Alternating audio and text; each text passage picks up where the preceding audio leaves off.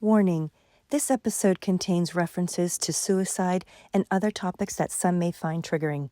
If you or someone you know is struggling, visit findahelpline.com for resources in your region. And this idea that it is human error full stop is ridiculous. And a lot of research shows that actually human error is not the issue. The issue is the systematic. If we think about those workers who English isn't their first language, or the prevalence of neurodivergent individuals within the construction industry is like 1 in 4. So actually, the way we communicate needs to be more accessible, more inclusive.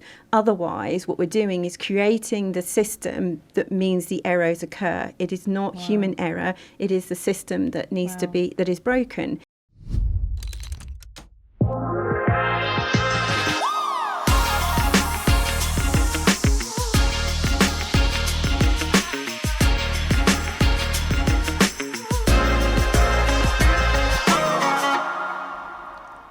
Is there a correlation between the care given to the wellness of workers and the productivity gap? That's the question we're asking today, and we have invited leaders to share their answers with us. This is The Power of Construction. I'm your host, Sasha Reed. And joining me today is not Chris Langiza, but Brett King. Brett, thank you for joining me. Great, Sasha, thanks. I don't know if you thought when you were travelling over that you were going to meet James Bond, but you got 00 Brett. I did. I did say that to Chris. I was like, Chris, I'm sorry that you can't be with us, but I have 007 with me, so... And there's no competition there. But I'm really excited to be here today to have a conversation with our guests who are going to answer this question around that correlation of wellness and productivity. Let me start off by introducing Jenny to our audience. So Jenny McLaughlin is the Senior Project Manager in Long-Term Growth at Heathrow Airport. Bear with me. I'm going to give your credentials here. It's a slightly self-reflective, awkward moment. But you've had 20 plus years of experience in the airport industry, including East Midlands and Heathrow, proudly neurodivergent, diagnosed dyslexic and ADHD. You see this as a strength, and I would agree with you, and we're going to dig into this a little bit today. That's the way my brain is wired, and it's different as an asset. Love that. You're a passionate speaker on the systematic inclusion, highlighting why accessibility isn't a nice to have, but absolutely critical if we want our industry to be both safe and sustainable. You're also part of the driving force behind initiatives like the REBA Inclusive Design Overlay. Oh my gosh, so exciting to learn more about this. Governor for Harrow, Richmond, and Uxbridge College. Leads the Heathrow Inclusive Learners Partnership to ensure equitable pathways for learners to gain experience, internship, and work. Yes, please. We need more of this. I'm so happy to have you on the podcast today. Bring some of that wisdom to us. Brett, do you mind introducing our next guest? No, I can't wait to. So we've also got Samantha Downie, so the Managing Director of Mates in Mind, which is a UK charity focused on improving mental health and awareness and reducing the stigma in the construction industry. Sam, you began your career as a research psychologist. You went on to set up and lead mental health services at local, regional and national levels. You have also led diversity, equity, inclusion and belonging programs, and you've been a national safeguarding lead. During your career, you retained an interest in research and in developing effective evidence-based interventions that have a positive impact on the system. And before leading Mates in Mind, you were the CEO of WPF Therapy.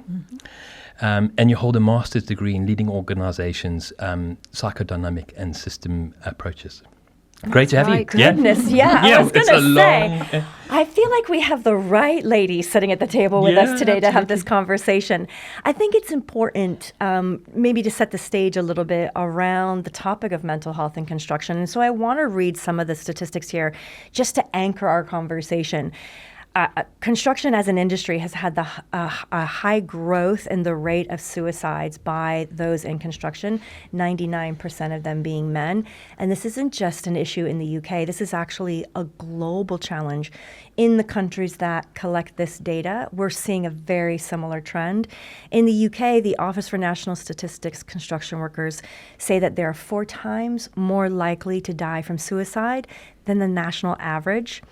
And in 2023, Procore actually joined forces with Fred Mills from the B1M to create a global campaign called Get Construction Talking, which was all focused on we don't need to just raise awareness and sound the alarm on this issue. We actually need to start to get the industry talking about it openly so that we can start to reverse those numbers. And that's actually how we met both of you, was through that work and through that initiative. Since the time we launched that, we've reached over 20 million people with that campaign, and nearly £500,000 of funds have been raised to go to organizations like Mates in Mind, to fuel with some capital, fuel some of the research and some of the efforts. Some of what Procore has been focusing on in the conversations we've been having on the podcast have really been around what is the future state of construction? What is this industry going to look like in 20 years, 10 years? And when you say it like that, it can sound like, oh, that's a long ways off. And the futuristic visions that Procore has been presenting can seem a little bit unreachable. But as we're talking to leaders and having conversations, we're finding more and more firms are actually doing things today that are bringing that future state much closer than what we initially thought. Part of that was we interviewed construction leaders across the globe. We had over 1,000 interviews with leaders. And some of the findings we found was 51% of those that we interviewed said they want better work-life balance in our industry. 47% said they believe technology can actually boost safety and efficiency. 40% said that they would love a stronger focus on the workers' well-being. And 42% said they are actually going to put more effort and action into attracting and retaining that talent, which includes the younger talent, many of whom are much more fluent around mental health than some of the generations existing in construction. So when we talk about, when I mentioned that at the top of the show, this combination between wellness and productivity, it can be correlated to the other things as well, our ROI, our risk. So I'm going to nerd out a little bit and start with you, Sam, because when we first met, you shared with me a lot of the work that you've done on research and how you view data as really giving you some insights. Could you share how some of the research that you're doing now is really clarifying that picture of what the workers are struggling with, and maybe give us a snapshot of some of those findings? Of course. So I think the first thing to say is that we recognise that change is taking place, as you've mentioned, and that's really important, and that's what gives us hope. And I think some of the things that data can help us understand is both challenge us on what's an effective intervention rather than just well-intentioned, and that's my background as a research psychologist coming through loud and clear. And also it can help us look at contradictions in figures where we see one figure that might concern us, but there's something else that gives us some hope about where we might intervene. So I think there's some of the things I'd like to highlight to begin with. So when we did our research in 2022, a third of construction workers were living with severe levels of anxiety. And the recent data that's being gathered by CIOB continues to paint a picture of people struggling, with 9% thinking of suicide often. Wow. And that's a really concerning statistic, up from the previous data collection. What we don't know, of course, is has it increased, or are people more able to talk about it? And that might link to some of the data that was gathered by CIOB around awareness-raising activities, where they saw the greatest increase, a threefold increase from 22% to 76%. So we're doing lots to raise awareness, and that's important because it's the beginning of the journey, isn't it? But what we also know from that data is that people are still experiencing stigma in talking about their concerns. So that was about a 70% reported stigma, but a similar number had helped somebody else with their mental health recently. Interesting. So that's the point of hope for me. So you might feel there's stigma in you raising it, but actually you can understand someone else is in need and needs support, and you feel able to give it to them. So I think that's our point of intervention there. Absolutely.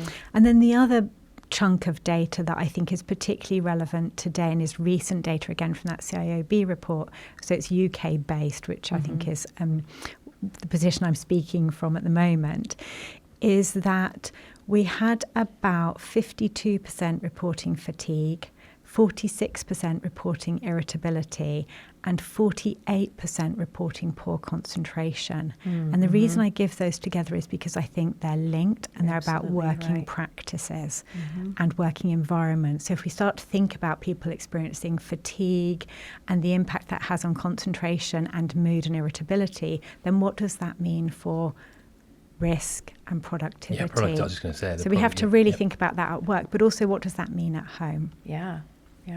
So the research that we're involved in now, which is very much about how do we intervene, is a big project that's grown out of working with the Tier 1 health and safety leaders who came together through COVID and then decided to continue that collaboration, which I think is really important, a collaborative approach. We are working with Warwick University, the medical school, in a big project. We're in phase 2, but we're looking at phase 3 funding now to go across a 3-year period. So it's growing. Sorry, bumped my microphone. And we have now gone out to a wider stakeholder group. So we're trying to bring in representatives through the supply chain, but more widely we're linking globally to think what can we learn from other countries, what can we learn from Australia, what can we learn from Canada, what can we learn from those other good practices. And the early findings that we've done from focus groups with on-the-tools workers, and we started there because we know they're the most at risk, we had 3 things that came through really strongly, and they're not going to surprise you, but I think it's important to highlight what people have told us. So they talked about how difficult it is to feel financially vulnerable. So to not know when you're going to get paid, and to not know if you're going to get paid the amount that you contracted to. And that really means that people don't know if they can continue to pay for housing and food. You're just living on this knife edge the whole time. That's it. That's how they're feeling. They're feeling responsibility for themselves, their families. You might have more than one worker in a family who's feeling that vulnerability, so a household is really exposed. And not only that, but we think in terms of the sort of demographic data in construction that people are often coming into the sector where they have a background that includes financial instability. And so we need to be thinking about what does that mean to come in and then have that dynamic at play. And then people talked about the ways of working, and particularly the long hours. And of course, if you feel financially vulnerable, you perhaps don't feel able to say no to the longer hours or the job away from home or the 6th day. And for some people, it works really well because they want to work long hours and they want to work away from home in a contracted period and then come home with good earnings. And we know construction offers a lot in those opportunities and people can thrive from it. But for those that struggle, we need to think, what does that mean and how does that impact them, their relationships that might give them sort of support and strength, healthy living practices like exercise and being out in daylight and things and eating well, but also that sort of downtime and what are people using there to offset that stress and decompress. And often they're not the healthiest things, so it might be online gambling, porn, substances. We need to be thinking about that. And then the third part of it that people talked about was about the relationships. And again, there's a 2-part picture here. So for many of us, construction provides work, family, it's a long-term career, it gives good income, it gives opportunities for development and growth. But for many people in construction, the experiences of working alongside people but not being connected to them because of the environment being loud, using PPE, perhaps working in ways that are isolated. You're out in a van, you're going to different sites, you're moving between projects. And one of the quotes that came out from somebody was that they only got spoken to be told they didn't have their glasses on. So there was this idea that you just get corrected rather than actually related to. And of course, that sense of being known for who we are, valued and cared about, that inclusive environment is what we all want, and we all need to thrive, and we all need to do our best work, and we certainly need to have, if we're going to communicate about, ideas for how things could be better. So I'll stop there. That's so the beginning. I mean, you could just unpack that. It's unreal. And there it is, the equation. There's our 3-hour podcast because you just want to unpack all of that, isn't it? Exactly. So, that's exactly the correlation. And I feel like we now have some harder data that's going to speak to why this matters, what the workers are sensing and feeling and how that is applying to the bottom line or coming to the bottom line of the business. But Jenny, I want to, as you're hearing her state these things, clearly this must resonate with you with the work that you're doing at Heathrow. Yeah, it does. But I'd like to take it back to a personal perspective to start. And so I've been involved or impacted by the construction industry since I was born. My dad is a structural engineer, and I was first went onto a construction site when I was 6 or 7 years old, back when safety wasn't really a thing. Yeah. And I have really fond memories of going onto construction sites and the care that those workers had for me when I was on site. It's always had a really, really strong place in my heart. And that's how I live my values every day now, through understanding that there are humans who build and there are humans involved in the industry. And that for me is what is important in what we're talking about right now. Quite a lot of the documentation or the processes or any of the things removes the human when in the way that they're written, in the way that they are put across. And actually, and even within the digital model, how often do you see the sort of Mickey Mouse fantasia and all the parts go into place, but not one single human being within that picture? And I think it dehumanizes sometimes the construction industry in a way that we forget that there are humans that build. My mum was also a director of CITB. She was actually the first female director in CITB for training. And my husband now is a senior construction manager for one of the tier 1 contractors. So. And recently he was working for ISG, so I personally knew what the impact is when a company is struggling and what that means to a family. So I guess I have a very well-rounded, holistic view of the construction industry, the impacts it can have on your home life, and I feel really strongly to make sure that I'm vocalising that as a client to my peers, to talk about actually, when you're making decisions, you're not making a decision in a vacuum, you're making a decision to an ecosystem. And that those decisions can have massive impacts to the way somebody turns up and the way that somebody goes home. And if we truly are living our values to say, you know, we put safety first and everybody has to go home safe, we also want that to be mentally as well. Exactly. We also want them to understand that those opportunities to speak up and say, you know, this isn't working for me, or I'm struggling with this. That has to be part of the conversations and how we turn up every day. I love that. I mean, the personal side there, like you. So I worked at ISG myself, and I remember going through those same emotions, and I can imagine how that impacted your family. And just not knowing, like communicating and things like that, just those simple things that could have just been done along the way. It might not have stopped the outcome, but people would have been able to prepare better and things like that. And just those, we really need to think about how that happens in the industry. And even down to understanding that, I have more of an ability to say, I need to drop the kids off, or they're not well today, or whatever. And it was harder for him, and it still is harder for him to say that. And I take the burden of that. But only because the construction industry is built that way, and it doesn't need to be. I'm in the construction industry and taking those duties on and being able to connect with my family. So it is possible. Yes. Yeah. There's a bit of a follow-up question from me, and Jenny, I'll direct this at you first, but how does ignoring well-being of our workers impact project delivery and then the bottom line at the end of the day? So obviously you've touched on this home life piece, but for companies it has an equal impact, doesn't it? So absolutely. And I used to be a board member for GIRI, which is the Get It Right initiative. And part of the work that I was doing when I was part of the board was talking around this aspect of actually how people show up to work is directly impacting the error. I mean, the cost of error in our industry is ginormous. And a lot of the companies are in financial insecurity, and therefore their workers are in financial insecurity because of the amount of error. And this idea that it is human error full stop is ridiculous. And a lot of research shows that actually human error is not the issue. The issue is the systematic, and that's why I talk around systematic inclusion all the time, because if we think about those workers who English isn't their first language, or, you know, the prevalence of neurodivergent individuals within the construction industry is like 1 in 4. So actually, the way we communicate needs to be more accessible, more inclusive. Otherwise, what we're doing is creating the system that means the errors occur. It is not human error. It is the system that needs to be, that is broken. Wait, that is, pause. That needs to be restated. That, I don't think I've ever heard someone really speak to it so specifically.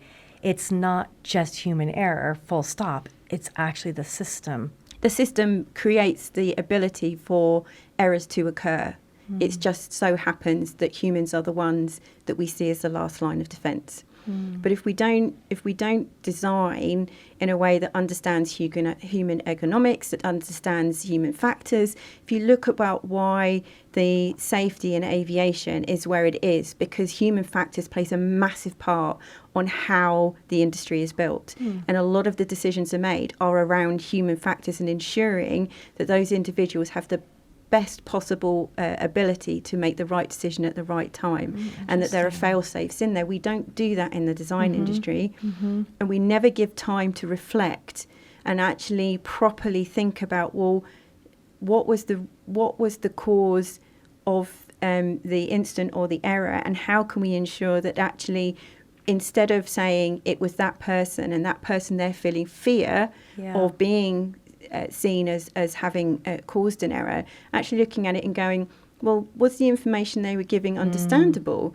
Were the work hours so bad that actually they weren't sleeping? Right. When was the last time they ate, and what was that meal? You know, all of these factors that we're talking about lead to this individual being in a position where they're not operating at their best, and they don't trust enough the system to be able to voice the fact that actually we might need to pause. I think the power of pause is really underestimated in terms of mental health, and the projects I've been on where I have enforced a pause are the projects where actually we've managed to regain control and move forward in a more positive way. I mean, I love it. I'm just thinking about the amount of root cause analysis I've done in construction companies where things have gone wrong.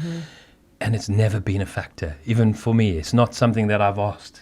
So it's very quick to go and identify the process failure or the platform failure, but you don't ask the question of like that people bit of like, what were they going through that could have impacted that? Yeah, I think there's a big change that needs to happen there for sure in the industry. And then Sam, for the work that you're doing, your role is really partnering with the construction business to help them address worker wellness and well-being. What are you seeing as far as how this is impacting the business? I think our approach is very much about creating an environment in which workers can have a good experience at work, so that work can have a positive impact on mental health. And that's because we know that on the whole, work is good for us. It gives us purpose, meaning, value, income. And to make sure that's the case more consistently, particularly in higher risk sectors like construction. In terms of what organisations are reporting back to us, I think there's a real want for clear actions that they can take to create positive change. And I think that's actually coming on the whole from having a good intent for their employees and for those through their supply chain. I think it's coming from a caring-based position. So that's what we're getting a lot from organisations, and that's what the research is about, giving actions that people can take. I think what's also coming through is a want to work as efficiently, effectively, minimise errors as possible, and to be as productive as possible. And I think there's a recognition that will flow out of the work. So I think that's coming through. The bit that I think is the sort of crux of it really is around what we would describe as worker engagement. We want workers that are engaged at work and engaged at home. And that's what organisations understand we can help them with.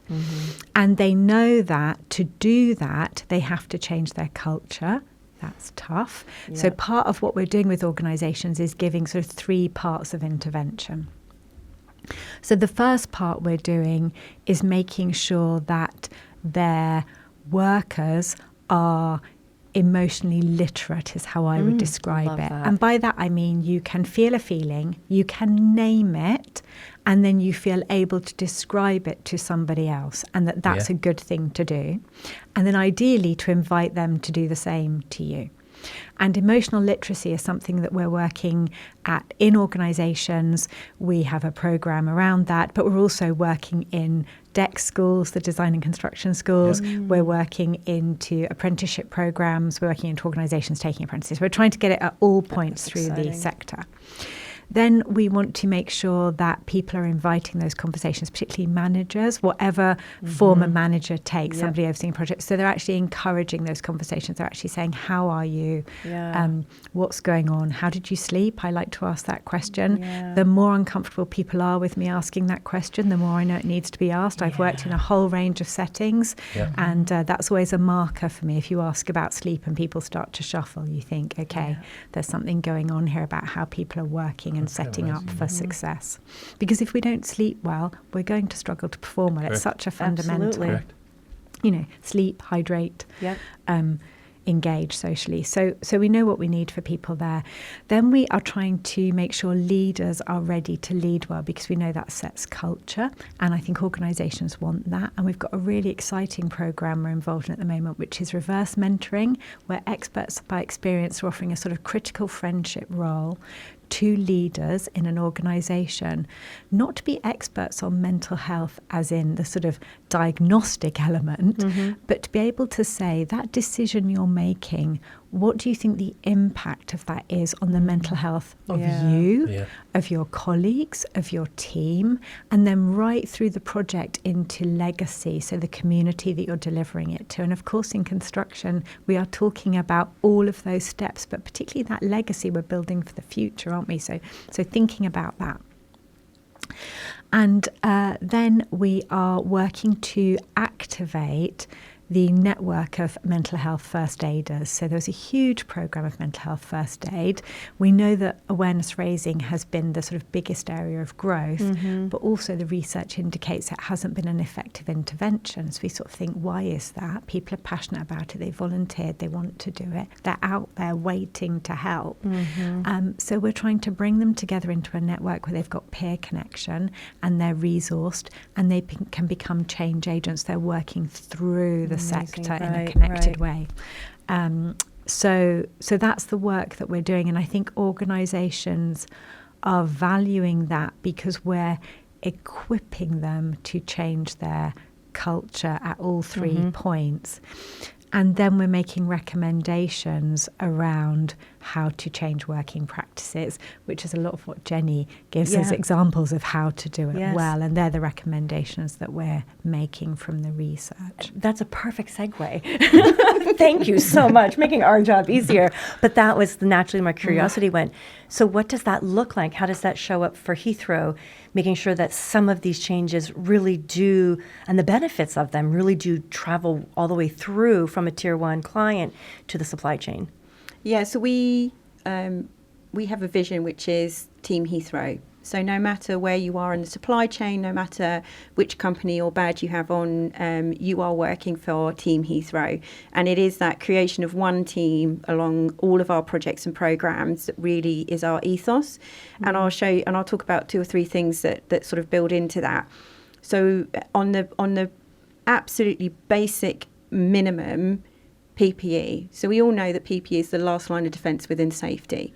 And yet not many clients or organisations ensure that the quality and standard of PPE is the same all the way through the supply chain. So we had individuals who were turning up with something that potentially had been bought off a market stall that had absolutely no standards of meeting what it was there to do, but it looked like PPE. And so we enforce that everybody who comes onto site is provided with a minimum standard of PPE. I mean, if you think about it, how much value can you say somebody has in your safety if you're not even provided with the right equipment to be able to do your job and remain safe? It's the right question. And I'm thinking even just the PPE side, it's just not everyone's PPE should be the same. You know what I mean? It's gender PPE. It's like we see this. I don't Absolutely. know. Yeah. And even down to, going back to COVID, one of the bits around inclusive design that was picked up was that face masks are designed around a male Caucasian face. So actually, even if you think about the demographics of those on site, unless you're Caucasian, the mask wasn't necessarily even working, let alone gender or anything else. Right. So if you transpose that through to making sure it's equivalent welfare, it's equivalent EAP resources. So one of the things around stigma is that we ensure that anybody working on any of our sites can access any of the EAPs. So any of the first tiers, our EAPs. Yes. So even if you feel that stigma of, I don't feel I can tell my own company's EAP, you could use somebody else's, and we open it up to ensure that that is accessible. Wow.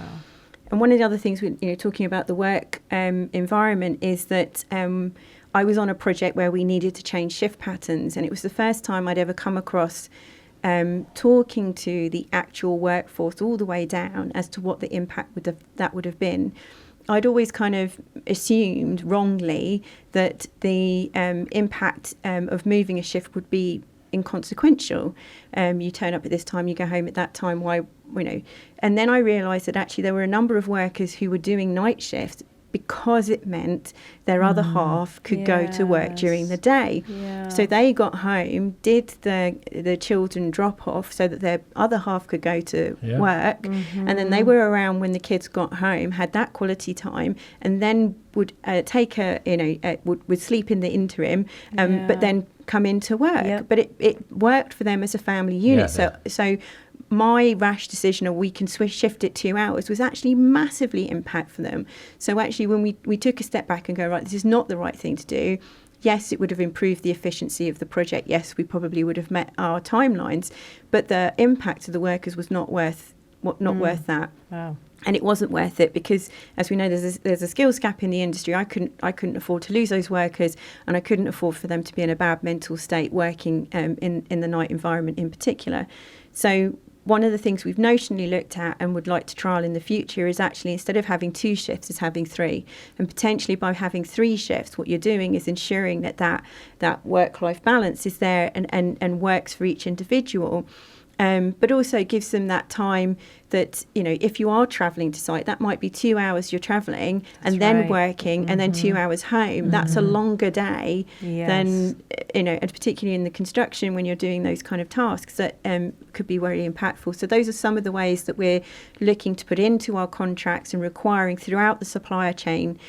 So from the first tiers, we then check that they're then replicating it all the way down. So everybody then gets the same sort of, it shouldn't matter which site you turn up on, which project you turn on, it should feel the same. And I'm just picking up on that piece, like the 2-hour travel, like where buildings got built, you don't have a choice. So if you're working on that project, it's out of your hands. You have to travel those 2 hours sometimes. Yeah. I personally was affected when my other half was working, and the 3 projects he was given, one was in Dover, one was in Cambridge, and the other one was in Chippen Norton. I mean, you couldn't get. I mean, right. And the impact to him coming home and not being able or feeling incapable to do anything, and then feeling a little bit ratty with him about the fact that I'm picking everything up. The whole other side of the conversation we haven't had. The spouse, and it's hard. You can't. We're each of us are human, and you can't help that resentment, even if you can understand why it's happening. And that kind of breakdown is just not helpful for anybody. I'll never forget the amount of times I'd seen it. I mean, this was just when I was working in London, and the amount of times we'd have someone who'd be living like East London, we're working on a West London project, and the next person was working in West London, they were living in East London, and it wasn't taken into account. And obviously the staff were saying, this isn't right, can we not swap? But it did change a little bit in the company I was working for, where they did start thinking about that. But it wasn't as bad as your other halves, exactly. Like those distances were huge. But it's interesting how, we've got into a mindset whereby, because we can do meetings by teams, that there's this understanding that you can pick up more than we used to. Like it's not. Cognitively, you cannot deal with that amount of work, and then we wonder why errors happen, and we wonder why people are worried and have this kind of risk or trust issues. Yes, Agreed. right. And now it's interesting because clearly as a tier 1 client, you set precedents and people look to what you mandate, if you will, as being what will drive behaviors. But Sam, you've been working with BSI, British Standards Institute. Since we have a global podcast, I want to make sure I spell that acronym out. On a suicide prevention standard. Are you seeing some of these lessons learned actually get codified in a standard form? Yeah, I think the BSI work on that standard has been a huge opportunity for organisations, again, to come together and distill their knowledge and our intent and hope for the future. And what's really exciting about it is they're making it free to access, like they did with the menopause standard. So that I'm really appreciative of. Didn't know that. That's incredible. Yes, that's really positive. And the thing that was humbling in it was how many people within the work streams were leading it from a position of personal experience of being bereaved by suicide. So that's a sort of very sort of sobering part of the experience. The standard is intended, it's out to consultation. So if you have any opportunity to look it up on social media and to link through and to give feedback, we would be so grateful, because we want that wider perspective now, that wider input. So please, that's my ask. Please do take part in that process. I think it's going to about mid-July, so there's time to do that. I'm not sure if that will be in time for this, but anyway, if not, watch it coming out. So we want that standard to provide guidance to organisations on how to create environments that are supportive of workers with the goal of preventing suicide. And then it gives guidance on what to do if somebody becomes suicidal. And then in the worst case, what to do if there has been a suicide within your organisation. And I think it's much needed by organisations that don't have access to other resources, particularly clearly within mates. That's part of what we do within our support package. But I think it's really important that organisations have this sort of global standard out there that they can reference. We're also involved with trying to develop other pieces of guidance, contracting frameworks, legislation changes. That's part of our work as a charity. So our work involves research on what's going to be effective, providing it direct to organisations, and then campaigning, advocating for change processes.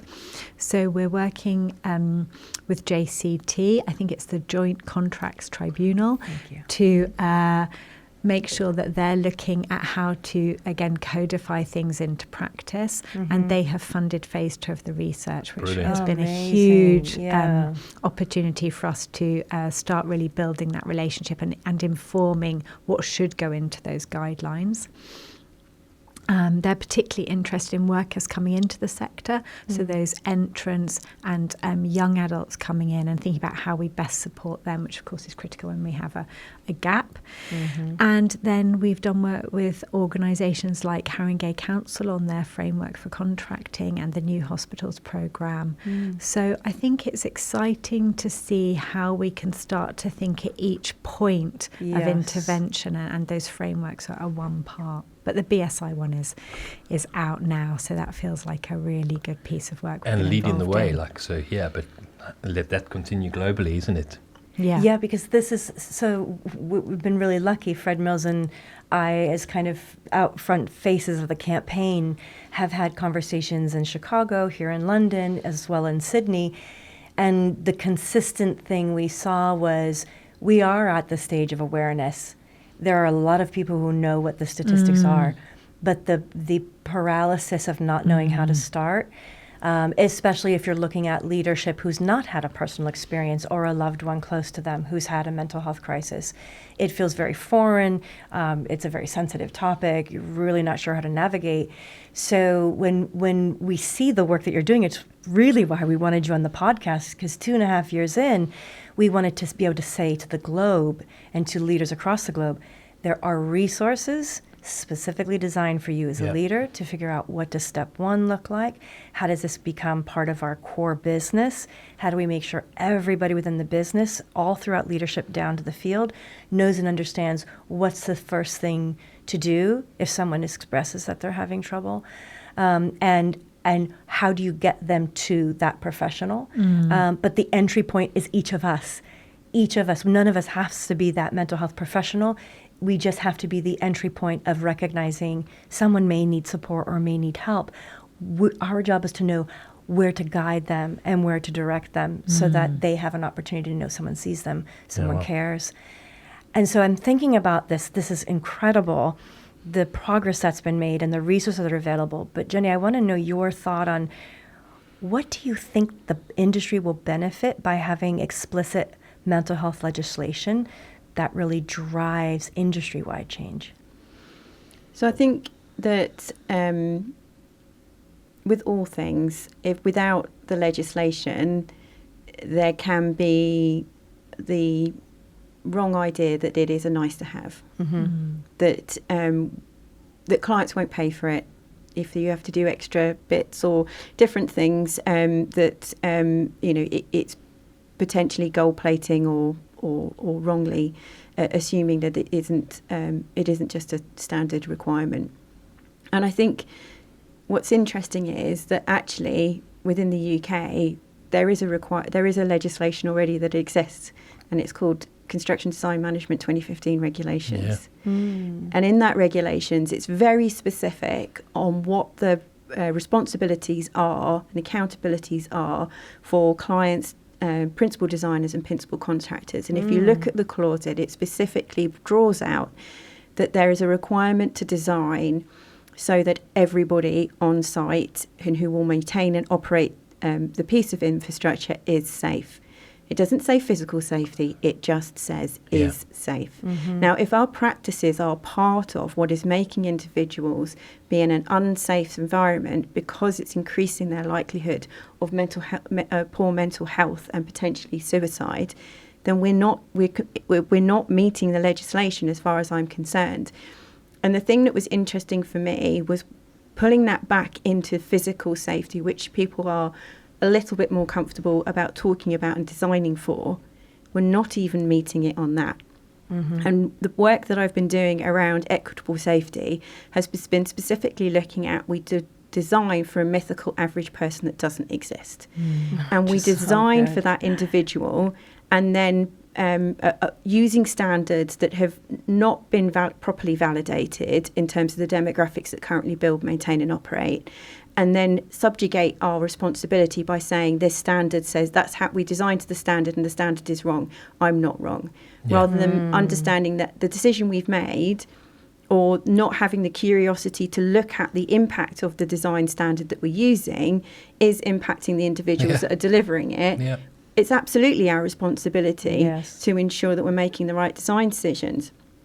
And I think if we understand that as a concept, we can start to draw back and going, now I know where to start, so that individuals on site don't feel like they need to mask their difference and can put their hand up and say, this wasn't designed for me.